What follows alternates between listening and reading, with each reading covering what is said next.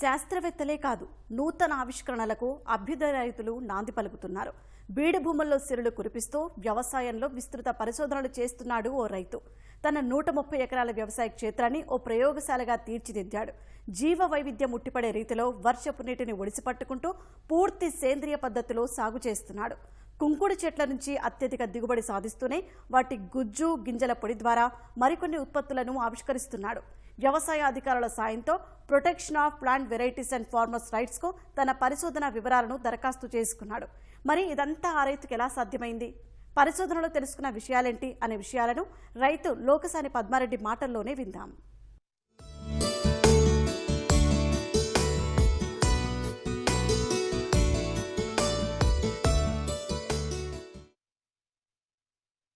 వ్యవసాయ రంగం కొత్త పుంతలు దొక్కుతుంది. శాస్త్రవేత్తలే కాదు రైతులు కూడా తమ పరిశోధనలకు పదును పెడుతున్నారు. తాజాగా నల్గొండ జిల్లా పోలేపల్లి గ్రామానికి చెందిన అభ్యుదయ రైతు లోకసాని పద్మారెడ్డి గారు తన 100 ఎకరాల వ్యవసాయ క్షేత్రంలో అద్భుతంగా పరిశోధన చేస్తూ అద్భుతంగా పంటలు పండిస్తూ రాణిస్తున్నారు. రసాయన అవశేషాలు లేని అంటే ఎలాంటి పురుగు మందులు లేని పంటలు పండిస్తూ పూర్తిగా సహజ సేంద్రియ పద్ధతిలో పంటలు పండిస్తున్నారు. తద్వారా ఎన్నో మైలురాళ్ళు అధిగమిస్తున్నారు. ప్రత్యేకించి తొలిసారిగా కొత్త వంగడం కుంకుడు పంటలో కొత్త వంగడం తీసుకొచ్చారు. ప్రస్తుతం మనతో లోకసాని పద్మారెడ్డి గారు ఉన్నారు. మరిన్ని వివరాలు అడిగి తెలుసుకుందాం. సార్ నమస్కారం. సార్ నమస్కారం సార్.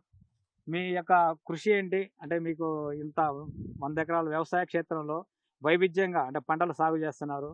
అసలు మీ థాట్ ఎలా వచ్చింది? ఏంటి మీ యొక్క ప్రత్యేకత ఏంటి?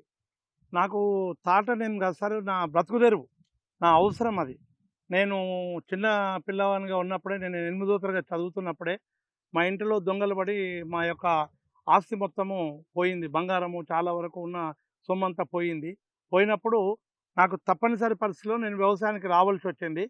వచ్చినప్పుడు నేను ఫస్ట్ మైకో కంపెనీకి విత్తనాలు తయారు చేస్తూ మన మేల్ ఫీమేల్ క్రాస్ చేసి ఆ రోజుల్లోనే హైబ్రిడ్ సీడ్స్ బాజ్రా BK 560 అని, సన్ఫ్లవర్ మైకో 8 మైకో 17 అని, ప్లస్ 44 సవిత అని, ఈ కాటన్ విత్తనాలు ఇవన్నీ ఆ రోజుల్లో నేను తయారు చేసేవాడిని.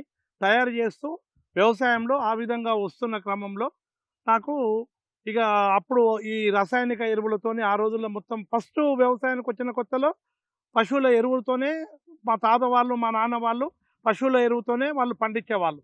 ఆ తర్వాత మేము ఎదిగేదానికి ఆ టైంకి రసాయన ఎరువులు విప్లవం వచ్చేసి అంత రసాయన ఎరువులు యూరియా DAP ఇవన్నీ వచ్చేసి విపరీతంగా వచ్చేసింది. వచ్చేసిన తర్వాత నేను కూడా దాన్ని వాడాను. వాడి ఫలితం పొందాను కొన్ని రోజులు.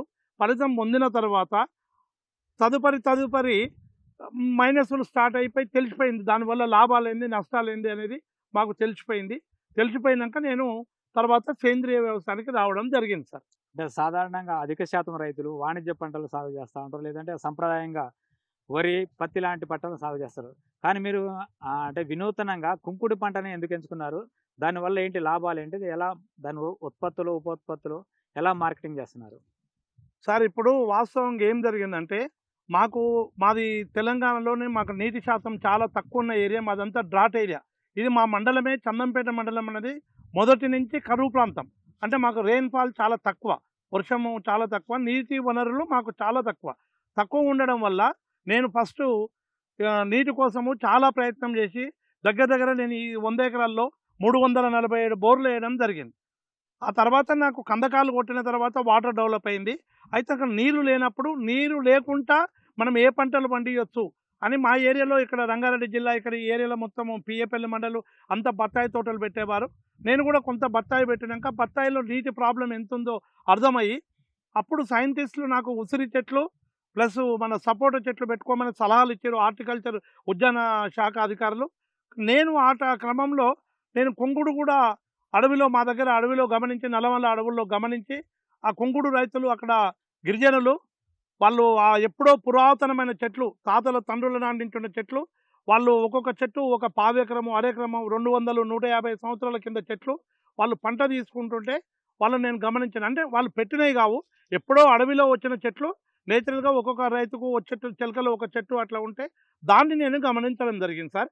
గమనించి అప్పుడు కుంకుడు అయితే బాగుంటుందని 30 సంవత్సరాల కింద నేను కుంకుడు పెట్టి చాలా అవమానాలకు గురయ్యి కుంకుడు పెట్టడము ఎవ్వరు ఇష్టపడలేదు, అందరూ నవ్విర్రు. అయినా నేను ధైర్యం చేసి భారతదేశంలోనే ఇంచుమించు నాకు తర్వాత తెలిసింది నేను ఒక్కనే ఈ కుంకుడు తోట పెట్టింది సాగు విధానంలో. అంటే చెట్లు ఉన్నాయి అక్కడక్కడ, కానీ నేను పెట్టింది మాత్రం తోటలాగా పెట్టిన వ్యక్తిని. 12 ఎకరాలు 1200 చెట్లు నేను పెట్టిన వ్యక్తిని నేను. అట్లా నేను దీంట్లోకి వచ్చినాక ఇప్పుడు బాగా ఇది 4 సంవత్సరాలకే నాకు క్రాప్ రావడం జరిగింది. అప్పుడు నేను 10 రూపాయల కేజీ లెక్క అమ్ముకోవడం జరిగింది. అమ్ముతూ పోతూ కంటిన్యూగా పోతున్న సందర్భంలో ఈ 4 సంవత్సరాల కింద కరోనా వచ్చినప్పటి నుంచి దాని విషయం ఏందో మనకు కొన్ని విషయాలు బయట మార్కెట్ చాలా ఉందనే విషయం తెలిసి నేను దీన్ని ఈ 3-4 సంవత్సరాల నుంచి మాకు బాగా ఉపయోగపడుతుంది. అప్పటి నుంచి కూడా ఉపయోగపడ్డది. నీరు లేకుండా నాకు ప్రతి సంవత్సరము ఒక 4 లక్షలు 5 లక్షల రూపాయలు 10 రూపాయలు 20 రూపాయలు కేజీ అమ్ముకున్నా కూడా ఒక్క చుక్క నీరు అవసరం లేదు దీనికి. 100% సేంద్రియ వ్యవసాయం అంటే సేంద్రియ వ్యవసాయమే. కుంకుడు ప్రత్యేకత ఏంటంటే సార్, ఇది ఎండాకాలంలో నిద్రావస్థలకు వెళ్ళిపోతుంది. నిద్రావస్థలకు వెళ్ళిపోయి దాన్ని ఆకు రాల్చుకొని అదే ఆహారము తయారు చేసుకుంటుంది. మనం ఇప్పటి వరకు ఈ 30 సంవత్సరాల్లో ఒక్కసారి ఒక చెంచా డిఏపి కానీ యూరియాలు కానీ అటువంటి ఫర్టిలైజర్ కానీ పశువుల ఎరువు కానీ నేను ఏమీ ఇవ్వలేదు. అంటే ఈ కుంకుడు ఉప ఉత్పత్తులు ఏం తయారు చేస్తున్నారు, వాటి యొక్క విశిష్టత ఏంటి, వీటిని ఎలా మార్కెటింగ్ చేస్తున్నారు, అంటే ప్రజల్లోకి ఎలా తీసుకెళ్తున్నారు? వివిధ రకాల పంటలు బొప్పాయి, జామ ఇవన్నీ ఉన్నాయి. అన్నిటి మీద పరిశోధన నా పొలంలోనే నేను ఫస్ట్ పరిశోధన చేయడం జరిగింది. చేయడం వల్ల నాకు ఇప్పటి వరకు నేను 14 సంవత్సరాల నుంచి ఎలాంటి డిఏపి కానీ యూరియా కానీ ఏవి వాడట్లేదు. కంప్లీట్గా జామకు నెమటోడ్స్ ప్రాబ్లం లేకుండా పోయింది. పండుగ కానీ పిండి నల్లి కానీ లేకపోతే మైట్స్ ట్రిప్స్ ఏమి ఇవన్నిటికీ ఒక రామబాణం లాగా పనిచేస్తుంది. ఈ దుమ్ము పడడం వల్ల కిరణజన్య సంయోగ క్రియ జరగకుండా గతంలో ఎప్పుడు డస్ట్ పడి ఉండేది. మాకు అంతా ఇది ఏడారి ప్రాంతం కాబట్టి కొంచెం అంతా డస్ట్ పడి ఆకులు మొత్తం కిరణజన్య సంయోగ క్రియ జరగక ఎప్పుడు ఆకులు ఎండిపోయినట్టు ఏదో విధంగా ఉండేది. ఈ కుంకుడు రసం కొట్టడం వల్ల శుభ్రంగా కడిగినట్లు అయిపోయి మాకు బ్రహ్మాండమైన రిజల్ట్స్ వచ్చి మేము చాలా లాభపడుతున్నాము. నా తోటి రైతులకు కూడా చాలా ఉపయోగపడుతుంది. ప్లస్ ఇప్పుడు ఇంకోటి ఏం సార్ అంటే డయాబెటిక్ పేషెంట్లకు, పళ్ళు తీపన్నోళ్లకు ఖచ్చితంగా కుంకుడు రసం ఇయ్యగానే ఎమ్మడే పళ్ళు తీపు పోవడము, ఇలా నేను చాలా మంది మీద ప్రయోగాలు చేస్తే చాలా సక్సెస్ఫుల్ అయింది. అయితే కుంకుడులో అధిక దిగుబడులు ఇచ్చే ఒక వంగడం మీరు రూపొందించారు. అవును, దానికి మన ఉద్యాన విశ్వవిద్యాలయం కూడా రైతు వంగడంగా నమోదు చేయడానికి ముందుకు వచ్చింది. అవును. ఏంటి దాని యొక్క వంగడం యొక్క విశిష్టత ఏంటి, దానివల్ల ఎలాంటి దిగుబడులు వస్తాయంటారు? అంటే నాకు నా దగ్గర చాలా రకాలు ఉన్నాయి. ఇప్పుడు నా తోటలో చాలా రకాలు ఉన్నాయి. ఉన్నదంటే నేను ఒక 63 చెట్లు నేను ఐడెంటిఫై చేశాను. ఐడెంటిఫై చేసి వాటిని నేను దాంట్లో సాపోనెంట్ కంటెంట్ కానీ విపరీతంగా అది ల్యాబ్కి ఇవ్వడం వల్ల మన ఉద్యాన శాఖ అధికారులు అందరూ ఒకసారి మా తోటకు రావడం జరిగింది. మా తోటకు వచ్చినప్పుడు వాళ్ళంతా చూసి నేను చెప్పిన విధానం అంతా వాళ్ళు అన్ని గమనించి వాళ్ళకి న్యాయం అనిపించి నా మీద నమ్మకం కలిగి వాళ్ళు టెస్టింగ్ పంపించండి బాబు అని చెప్తే నేను అవన్నీ టెస్టింగ్ పంపడం జరిగింది. వాళ్ళు యూనివర్సిటీ వాళ్ళే, రాజేంద్ర నగర్ యూనివర్సిటీ వాళ్ళు, హార్టికల్చర్ ఉద్యాన శాఖ వాళ్ళు దాన్ని పరిశోధన చేసి దాంట్లో ఉన్న ఏమేమి ఉన్నాయి, పోషకాలు ఎన్ని ఉన్నాయి అనేది చెప్తే వాళ్ళు కూడా చాలా ఆశ్చర్యపోయారు. నేను కూడా చాలా ఆశ్చర్యపోయినా. ఆ విధంగా నా వంగడాన్ని వాళ్ళు అందరూ సర్టిఫై చేసి వాళ్ళు ప్రభుత్వానికి నా పేరు మీద దాన్ని నాకు అనుమతి రిలీజ్ చేయడానికి అనుమతిస్తామని వాళ్ళు ఉత్తరాలు కేంద్ర ప్రభుత్వానికి రాయడం జరిగిందని వారు నాతో చెప్పారు.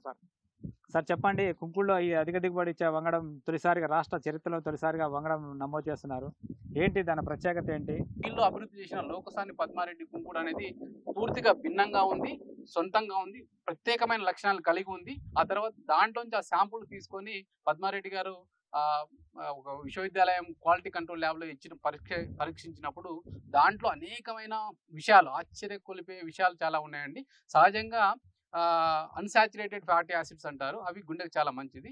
అవి దీంట్లో వీటి పొట్టు అలాగే గింజలతో కలిపి మరపట్టించి ఆ ఉత్పత్తిని ఈ నూనె కోసం పరిశోధించినప్పుడు 75% పైగా అన్సాచురేటెడ్ ఫ్యాటీ యాసిడ్స్ దాంట్లో నమోదు కావడం జరిగింది, పరీక్షించడం జరిగింది.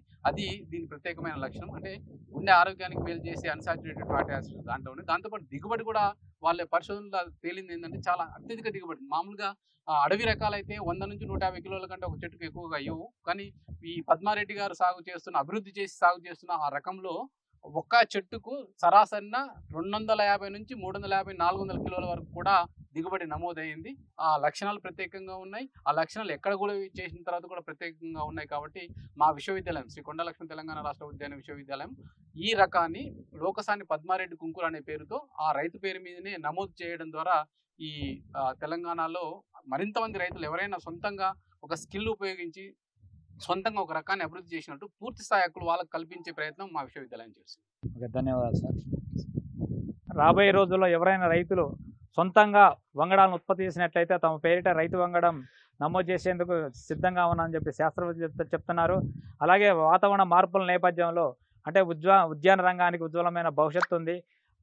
ఇతర వాణిజ్య పంటలతో పోల్చుకుంటే మంచి ఉపాధి ఉద్యోగ అవకాశాలు ఉన్న ఈ రంగాన్ని రాబోయే రోజుల్లో మరింత బలోపేతం చేస్తామని చెప్పి ప్రభుత్వ వర్గాలు కూడా ఇప్పటికే చెప్తున్నాయి.